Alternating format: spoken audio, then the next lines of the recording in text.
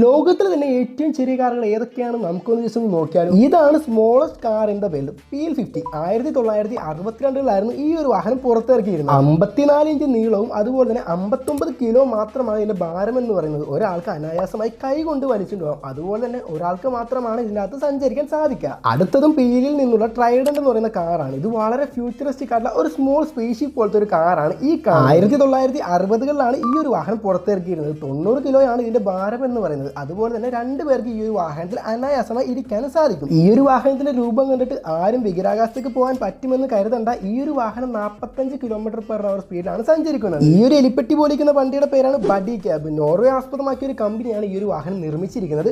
2005 തൊട്ട് 2013 വരെയായിരുന്നു ഈ ഒരു വാഹനം പ്രൊഡക്ഷനിൽ ഉണ്ടായിരുന്നത്. 2440 mm നീളമുള്ള ഈ ഒരു വാഹനം മണിക്കൂറിൽ 80 km/h സ്പീഡിൽ സഞ്ചരിക്കുമെന്നത് മറ്റൊരു കാര്യം കൂടിയാണ്. ഇതിന്റെ ബാക്കിയുള്ള വാഹനങ്ങൾ ഇതിന്റെ പുറകെയുള്ള ഒരു വീഡിയോയിൽ വരുന്നതായിരിക്കും.